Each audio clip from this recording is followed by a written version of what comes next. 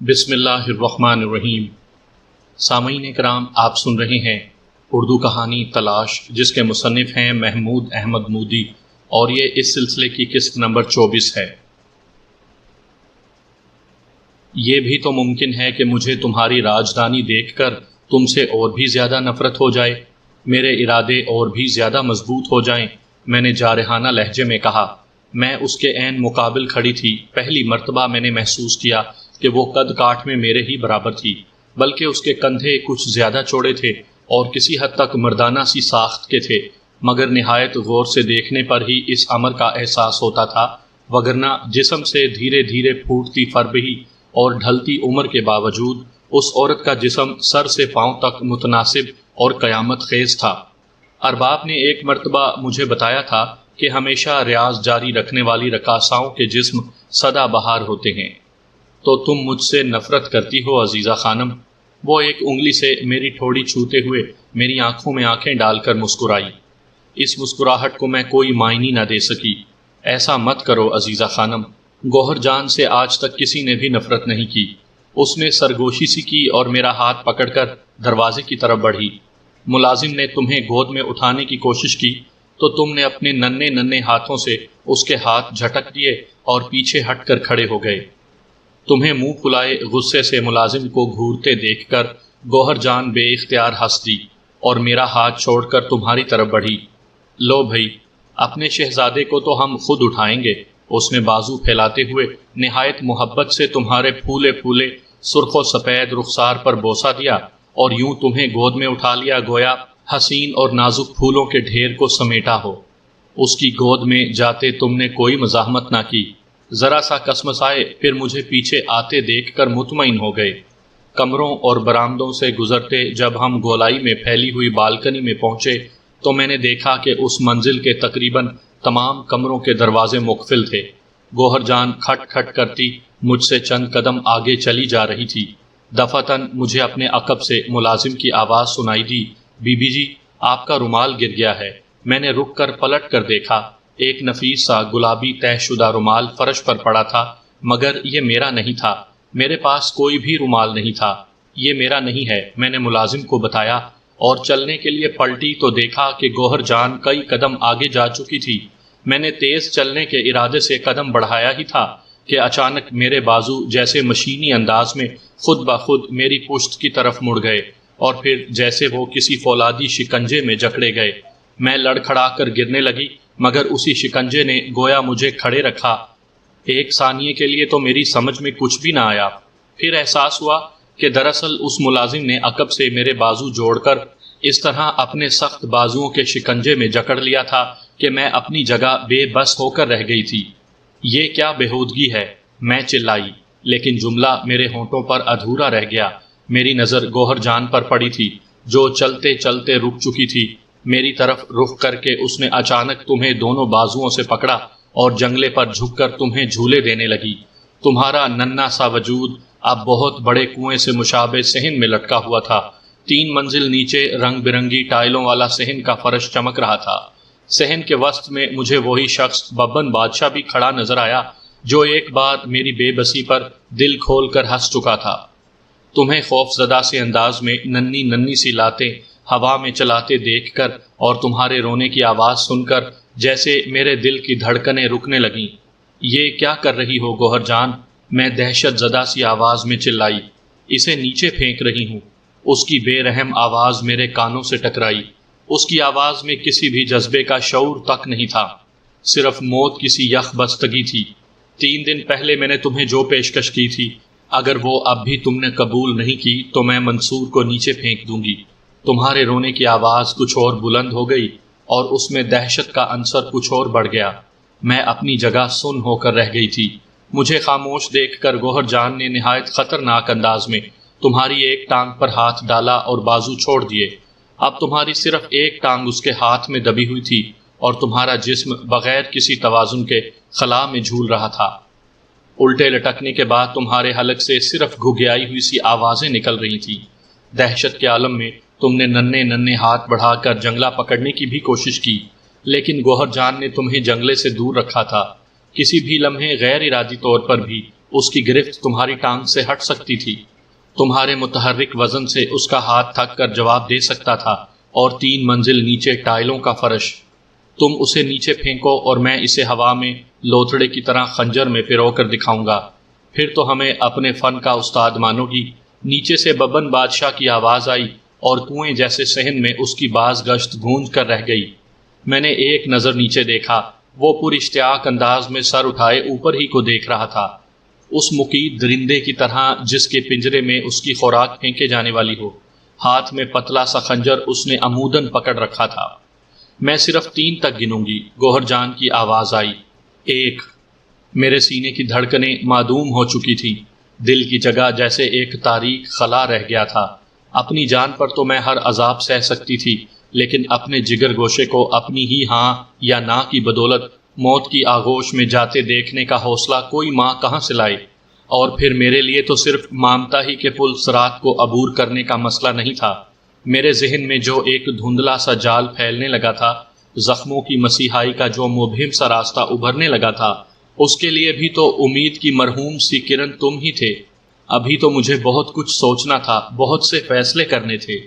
امید کی اس موہوم سی کرن سے محرومی میں کیوں کر برداشت کر سکتی تھی؟ اس کرن کے علاوہ زندگی میں اب رہ ہی کیا گیا تھا؟ اگر اس سے محروم ہونا تھا تو پھر خود بھی زندہ رہنے کی کیا ضرورت تھی؟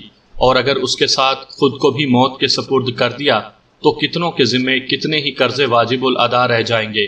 یہ قرضے یوں ہی واجب الادا چھوڑ کر جاؤ گی عزیزہ خانم؟ 2۔ گوہر جان کی آواز گویا وادی مرگ سے آئی۔ اس بار اس کی آواز سن کر مجھے اس کی دھمکی میں شبہ نہ رہا کہ 3 کہنے کے بعد وہ یقیناً مٹھی کھول دے گی اور میری عمر بھر کی پونجی نیچے جا گرے گی، لہو اور گوشت کے ایک ننھے سے بے وقت ڈھیر میں تبدیل ہو جائے گی۔ پھر تمہاری آواز میرے پردہ سماعت کے کسی زخمی حصے سے ٹکرائی۔ امی میرے کانوں سے جیسے بھل بھل کر کے لہو بہہ نکلا۔ اس لمحے تمہارا چہرہ میری طرف کو ہو گیا اور تم نے بے بسی سے اپنا ننھا سا ہاتھ میری طرف پھیلایا۔ میں اس وقت خاصے فاصلے کے باوجود تمہارا ایک ایک نقش صاف دیکھ سکتی تھی۔ تمہارے جسم کا سارا خون شاید چہرے پر سمٹ آیا تھا، آنکھیں بھچی بھچی سی لگ رہی تھی اور آنسو اب پیشانی کی طرف پھیل رہے تھے۔ ایک لمحے کے لیے تمہارا بازو میری طرف پھیلا رہا، تمہاری بھیگی آنکھوں میں ایک مجروح سوال تھا، امی آپ میرا ہاتھ کیوں نہیں پکڑ رہی؟ 3۔ نہیں۔ گوہر جان کا لفظ مکمل ہونے سے پہلے میں اس چوپائے کی طرح چلا اٹھی جس کی شہرگ تیز چھری سے کاٹی جا رہی ہو۔ میرے بچے کو مت پھینکنا، میں تمہارا کہنا مانوں گی گوہر جان، مانوں گی، مانوں گی۔ میری آواز بڑبڑاہٹ میں ڈھل گئی، اپنا وجود مجھے دھیرے دھیرے نرم ریت میں دھنستا محسوس ہو رہا تھا۔ آنکھیں نہ جانے کیوں بند ہوئی جا رہی تھیں۔ ادھ کھلی آنکھوں سے میں نے اتنا ضرور دیکھ لیا کہ گوہر جان نے تمہیں جنگلے سے اوپر کھینچ لیا تھا اور فرش پر لا کھڑا کیا تھا۔ پھر میں نے دیکھا کہ تم دونوں بازو اوپر اٹھائے گرتے پڑتے میری طرف آ رہے تھے۔ پھر میرا جسم ڈھیلا پڑ گیا اور آنکھوں کے سامنے سے سب کچھ غائب ہو گیا، صرف تاریکی رہ گئی۔ میری آنکھ کھلی تو چند لمحے تک تو کچھ بھی یاد نہ آیا کہ میں کیوں کر بے ہوش ہوئی تھی، اور آیا بے ہوش ہی ہوئی تھی یا مجھے نیند آئی ہوئی تھی۔ سب سے پہلے میری نظر تم پر پڑی۔ تم میرے پہلو میں لیٹے بے خبر سو رہے تھے۔ بیڈ کے قریب ہی آرام دہ کرسی پر گوہر جان بیٹھی تھی اور اس کی صورت دیکھتے ہی مجھے سب کچھ یاد آ گیا۔ میں نے اس کی طرف سے منہ پھیر لیا۔ دل ہی دل میں مجھے اس عورت کی مکاری کا اعتراف تھا۔ اس نے خوب سوچ سمجھ کر میری دکھتی رگ پکڑی تھی۔ مجھ پر جسمانی ظلم و تشدد کی انتہا کر کے بھی شاید وہ اپنا مقصد نہ حاصل کر پاتی۔ دوسرے کسی بھی قسم کے ہتھ کنڈے استعمال کر کے شاید وہ مجھے اتنا کمزور نہ کر پاتی جتنا میں اس وقت خود کو محسوس کر رہی تھی۔ ناراض ہو مجھ سے؟ گوہر جان کی آواز آئی، لہجے میں حد درجہ ملائمت تھی، خیر خواہوں اور مہربانوں کی سی ملائمت۔ ناراض ہوں یا راضی، تمہارے لیے اس سے کیا فرق پڑتا ہے؟ میں نے اجنبی لہجے میں کہا، تمہیں ابھی مزید آرام کی ضرورت ہے۔ اس نے گہری سانس لے کر کہا اور اٹھ کھڑی ہوئی۔ اب میں چلتی ہوں، تمہارے سرہانے شیشی میں دوا رکھی ہے، ہو سکے تو اس کے چند قطرے پانی میں ملا کر رات کو پی لینا۔ بات سنو گوہر جان، دفعتاً میں نے اسے پکارا۔ وہ جاتے جاتے رکی اور بڑے اشتیاق سے میری طرف مڑی۔ جب بقول تمہارے تم کئی بالا خانوں کی مالک ہو اور ہر بالا خانے پر ناچنے والی کئی کئی لڑکیوں کی آمدنی تمہیں ہی آتی ہے، تو تم مجھے بھی نچانے پر اتنی مصر کیوں ہو؟ مجھ اکیلی کے نہ ہونے سے تمہاری دنیا میں کون سی کمی واقع ہو جائے گی؟ وہ مربیانہ انداز میں مسکرائی۔ کبھی تم نے کسی جوہری سے پوچھا کہ جب اس کے پاس پہلے ہی سینکڑوں ہیرے موتی موجود ہوتے ہیں تو وہ مزید ہیروں کی خرید و فروخت میں کیوں جان کھپاتا رہتا ہے؟ کوئی اور اچھا ہیرا دیکھ کر کیوں اس کی راتوں کی نیند حرام ہو جاتی ہے؟ کبھی تم نے کسی کارخانے دار سے پوچھا کہ جب اسے دنیا کی ہر آسائش میسر ہوتی ہے تو وہ کیوں مزید کارخانے لگانے کی بھاگ دوڑ میں ہلکان رہتا ہے؟ میں کوئی جواب نہ دے سکی۔ شاید میری حسیات صحیح طور پر بیدار نہیں ہوئی تھیں، تاہم میں نے گوہر سے ایک اور سوال کر دیا۔ فرض کرو میں اپنے وعدے سے پھر جاؤں۔ سوال کرتے ہی مجھے خود بھی اس کے کچے پن کا احساس ہوا، مگر اب تو الفاظ منہ سے نکل ہی چکے تھے۔ گوہر جان کی مسکراہٹ کچھ پھیل گئی۔ تم بھی یہی ہو، تمہارا بچہ بھی یہی ہے، اس مرتبہ 3 تک گنتی کی نوبت بھی نہیں آئے گی۔ اس نے نہایت سرسری سے لہجے میں جواب دیا اور ساتھ ہی کہا، میں وعدہ خلافوں کی بڑی مخالف ہوں اور ان پر مجھے رحم نہیں آتا۔ میں اندازہ لگانے کی کوشش کرنے لگی کہ اگر رحم دلی کا دعویٰ کرتے ہوئے اس عورت کا یہ عالم تھا تو جب بے رحمی پر اترتی ہوگی تو نہ جانے کیا قیامتیں ڈھاتی ہوگی۔ چند لمحے وہ پشت پر ہاتھ رکھے کھڑی میری آنکھوں میں جھانکتی رہی، پھر تفہیمی سے انداز میں سر ہلا کر باہر کو چل دی۔ آج اس کی چال کچھ بدلی بدلی سی تھی، شہزادیوں کی سی تمکنت تھی چال میں، اور پہلی مرتبہ میں اسے سگریٹ کے بغیر دیکھ رہی تھی، ورنہ تو ہمیشہ وہ سگریٹ کے کش لے رہی ہوتی تھی یا کم از کم ہولڈر اس کی انگلیوں میں ضرور دبا ہوتا تھا۔ چند دن بعد میری زندگی کا ایک نیا باب شروع ہوا۔ مجھے استاد فتح یاب خان کی شاگردی میں دینے کی رسم بڑے اہتمام سے ادا کی گئی۔ پورے مکان میں چراغاں کیا گیا۔ اس مرتبہ چونکہ گوہر جان کو میری طرف سے کسی مزاحمت کا خطرہ نہیں تھا، اس لیے نیچے ایک بہت بڑے ہال کو اس تقریب کے لیے آراستہ کیا گیا تھا، اور عمارت میں رہنے والی تقریباً تمام لڑکیاں بنی سنوری وہاں موجود تھیں، جیسے شادی کی رسومات میں شرکت کے لیے آئی ہوئی ہوں۔ ان میں سے بیشتر لڑکیاں گوہر جان ہی کے بالا خانوں پر ناچتی تھیں، اور باقی اس عمارت میں اس کی کرایہ داروں کی حیثیت سے رہتی تھیں۔ ان کی نائکائیں بھی ان کے ساتھ ہی رہتی تھیں، جو عموماً ان کی مائیں ہی ہوتی تھیں۔ ان میں سے کوئی گھرانہ جب آسودہ حال ہوتا تھا تو کہیں الگ مکان لے لیتا تھا، گویا یہ ایک طرح سے بازاری عورتوں کا ہاسٹل تھا۔ استاد فتح یاب کی پیروی میں جب پہلی مرتبہ میں نے سا رے گا ما کی صدا بلند کی تو میرا جسم گویا پتھرا سا گیا۔ چاروں طرف سے مجھ پر پھولوں کی پتیاں برسنے لگیں۔ ایک گوشے میں بیٹھے سازندوں نے سازینہ شروع کر دیا، اور لڑکیوں نے جو دوپٹے کمر میں باندھ کر ٹولیوں کی شکل میں رقص کرنا شروع کر دیا، تو گویا راجہ اندر کے اکھاڑے کا سماں بن گیا۔ لڑکیوں نے استاد فتح یاب کو بھی کھینچ کر اٹھا لیا، اور اس مجہول سے انسان کو رقص کرتے دیکھ کر میں دنگ رہ گئی۔ یوں تو اس کا جسم ہڈیوں ہی کا مجموعہ تھا، مگر رقص کرتے دیکھ کر کہنا مشکل تھا کہ اس کے جسم میں ایک بھی ہڈی پائی جاتی ہے۔ اس کے اعضاء پانی کی طرح بلکورے لیتے تھے۔ میں دم بخود بیٹھی یہ تماشا دیکھ رہی تھی۔ گوہر جان میرے پاس ہی بیٹھی تھی، جو خوشی سے گلنار نظر آ رہی تھی۔ اس کی آنکھوں میں اس ماں کا سا تفاخر تھا جو اپنے جوان بیٹے کے سر پر صحرا سجا کے اسے بیانے چلی ہو۔ لڑکیوں کی ٹولیاں رقص کرتے کرتے ہمارے گرد طواف بھی کرتی جا رہی تھیں۔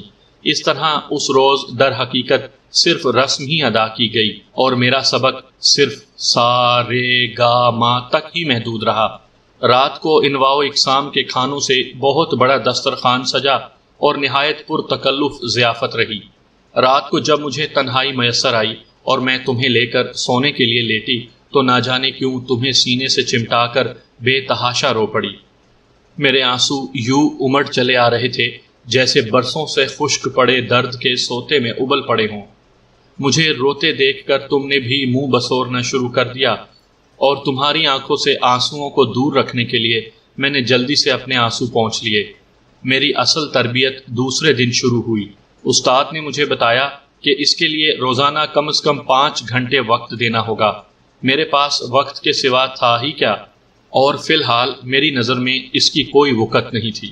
دن گزرتے گئے، ایک برس، ایک طویل برس گزر گیا۔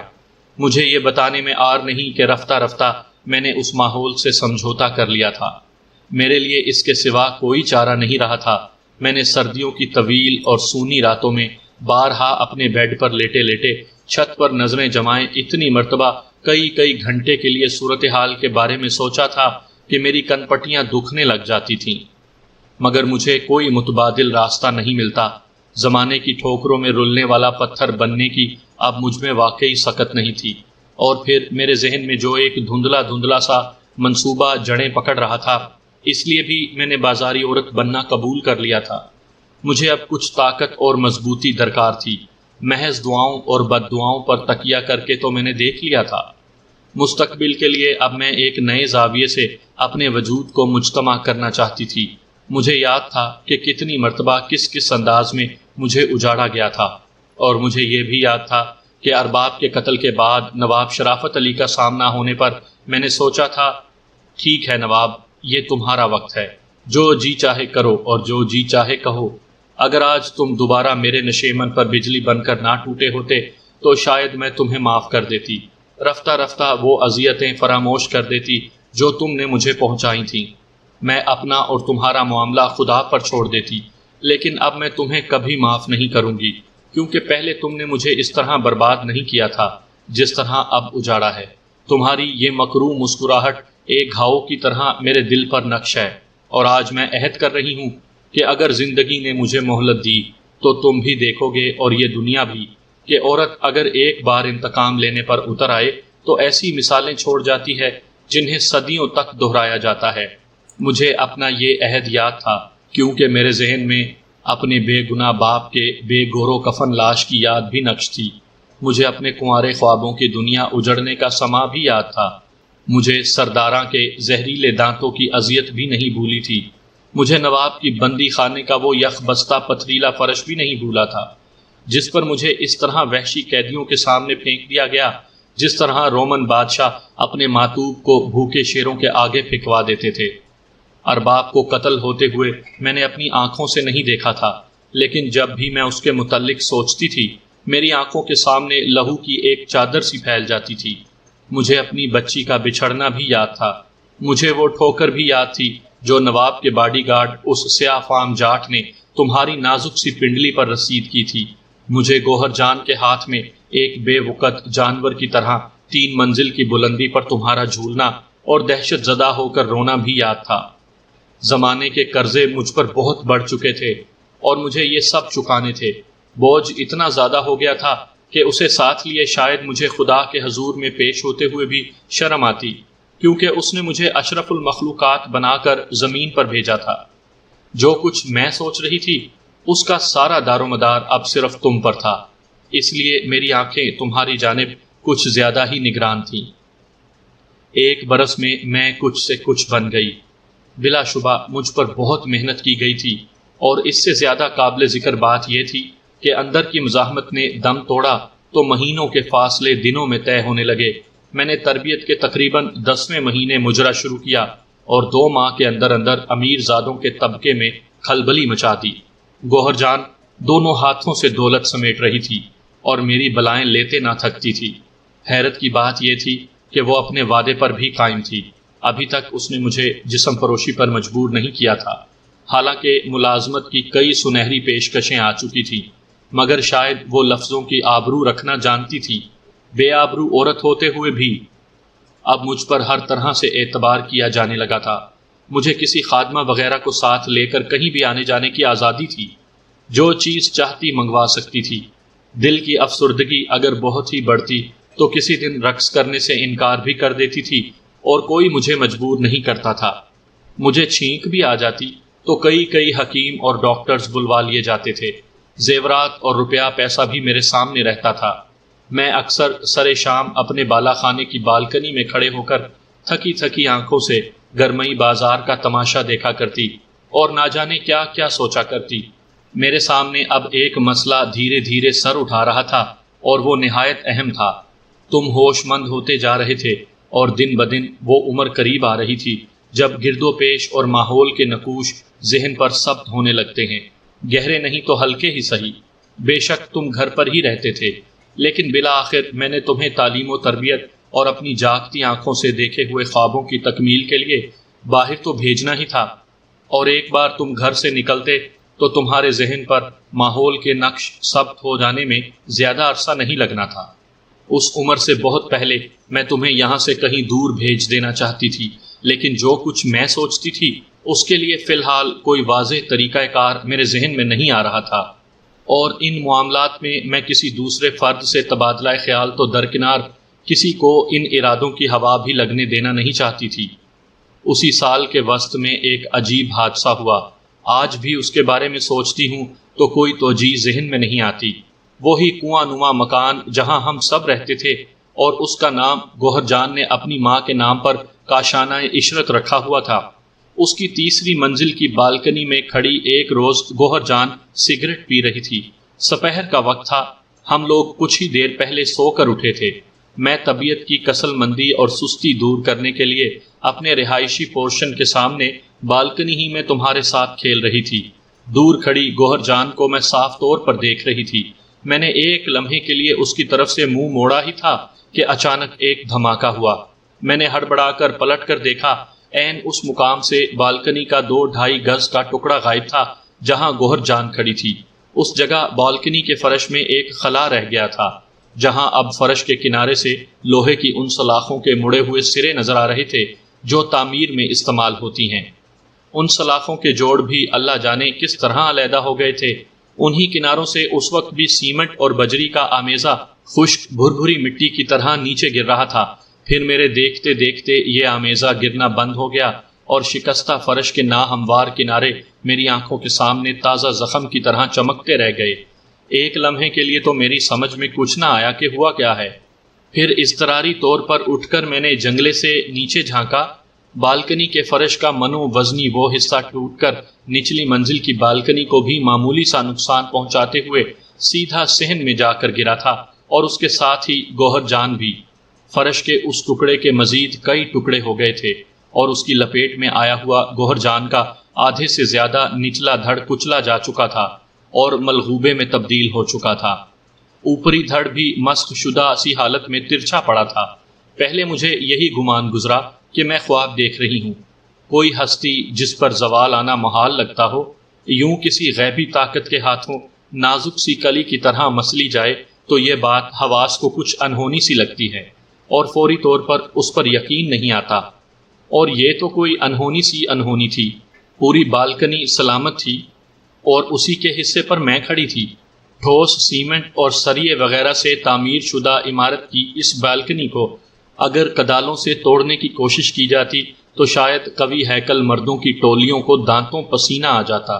وہ خود بخود اس جگہ سے یوں ٹوٹ گئی تھی جیسے کسی نے بڑے سے بسکٹ کے درمیان انگلی مار کر سوراخ کر دیا ہو، اور وہ بھی عین اسی جگہ سے جہاں گوہر جان کھڑی تھی۔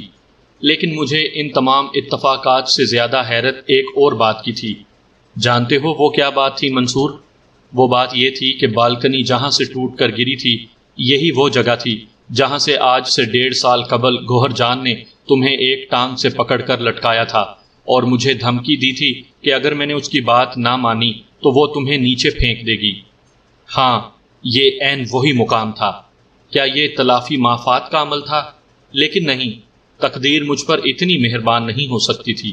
اگر ہوتی تو گوہر جان کو اسی وقت سزا دیتی جب وہ میرے جگر گوشے کو ایک حقیر پوٹلی کی طرح جنگلے سے نیچے لٹکائے کھڑی تھی، لیکن شاید اس تاخیر میں قدرت کی کوئی مصلحت ہو۔ آن کی آن میں نہ جانے کتنے متضاد خیالات میرے ذہن میں آئے، اور نہ جانے میں نے اپنے آپ کو کتنی دلیلوں سے مطمئن کرنے کی کوشش کی۔ گوہر جان کی تجہیز و تکفین اگلے روز عمل میں آئی۔ تیسرے روز کاشانہ عشرت ہی میں گوہر جان کا سوم ہوا، اور اس کے فوراً بعد یہاں کی چیدہ چیدہ پختہ عمر کی عورتوں اور نائکاؤں کی میٹنگ شروع ہوئی، جس میں انجمن کی نئی صدر کا انتخاب عمل میں آیا۔ صدر ہمیشہ یہی چیدہ چیدہ عورتیں منتخب کرتی تھیں۔ ان تمام بڑی بوڑھیوں نے گوہر جان کی بیٹی وفا جان کو صدر منتخب کرنے کے حق میں رائے دی، کیونکہ ان کے خیال میں اسے اپنی ماں کا اثر و رسوخ حاصل تھا، اس کی اپنی مالی حیثیت بڑی مستحکم تھی، اور وہ فنڈ کے روپے پیسے کا استعمال بھی سلیقے سے کر سکتی تھی۔ پڑھی لکھی تھی اور سب سے بڑھ کر یہ کہ دھڑلے کی عورت تھی۔ وقت پڑنے پر بڑے سے بڑے فن خواں کے سامنے سینہ تان کر کھڑی ہو سکتی تھی۔ اور منصور، تمہیں یہ جان کر حیرت ہوگی کہ اسے ہندوستان کی 6 علاقائی زبانوں کے علاوہ انگریزی میں بولنے اور لکھنے پر عبور تھا، حتیٰ کہ وہ انگریزی میں شاعری بھی کرتی تھی۔ میں نے اس کی ڈائری میں اس کی 50 انگریزی نظمیں دیکھی تھیں، مگر مجھے انگریزی واجبی ہی سی آتی تھی، اس لیے میں انہیں سمجھ نہیں سکتی تھی۔ وفا جان اپنی ماں ہی کی طرح حسین بھی تھی۔ ابھی اس فیصلے پر رائے زنی جاری ہی تھی کہ وفا جان نے اٹھ کر تقریر کرنے کے سے انداز میں کہا، لیکن اس مرحلے پر میں یہ واضح کر دوں کہ میری محترمہ والدہ نے نہ جانے کیوں کچھ ہی دن قبل مجھے یہ ہدایت کی تھی کہ اگر ان کا ناگہانی طور پر انتقال ہو جائے تو صدارت کے لیے بڑی بوڑھیوں کے سامنے عزیزہ خانم کا نام پیش کیا جائے، اور ہو سکے تو اسے ان کی وصیت سمجھ کر اس بات کی کوشش کی جائے کہ عزیزہ خانم ہی صدر بنے۔ اب یہ آپ کے اختیار میں ہے کہ آپ میری محترمہ والدہ کی خواہش کا احترام کریں یا نہ کریں۔ وفا جان کی آواز بھر آ گئی، مگر اس نے بات جاری رکھی، میں ان کی آخری خواہش کی تکمیل کو اپنی زندگی کا نصب العین سمجھتی ہوں، اور اگر آپ میری رائے سے اتفاق کریں تو میں یہ کہوں گی کہ والدہ محترمہ کی اس تجویز میں یقیناً کوئی بہت بڑی مصلحت پوشیدہ ہوگی، اور پھر عزیزہ خانم کو میں خود بھی اپنی بڑی بہن کی جگہ سمجھتی ہوں۔ معلوم نہیں یہ بات اس نے مانوی اعتبار سے کہی تھی یا کثر نفسی سے کام لیا تھا، ورنہ حقیقت یہ تھی کہ وہ مجھ سے عمر میں کم از کم 5-6 سال بڑی تھی۔ بڑی بوڑھیوں کے ٹولے کی متفکرانہ سی نظریں مجھ پر جم کر رہ گئیں۔ مجھے معلوم تھا کہ میری حد سے زیادہ سنجیدگی اور بردباری کی وجہ سے ان کے دلوں میں میرا بے حد احترام ہے، لیکن شاید وہ فیصلہ کرنے کی کوشش کر رہی تھیں کہ میں اس ذمہ دارانہ منصب کی اہل بھی ہوں یا نہیں۔ میرا خیال ہے ہمیں گوہر جان کی وصیت کا احترام کرنا چاہیے، بالآخر ایک نائکہ نے کہا، اس کا نام شمشاد بیگم تھا۔ ہاں ہاں، کیوں نہیں، ایک اور بڑھیا نے گلوری کلے میں دباتے ہوئے کہا۔ تو بس پھر تو چند لمحے کے اندر اندر تائید و تصدیق مکمل ہو گئی۔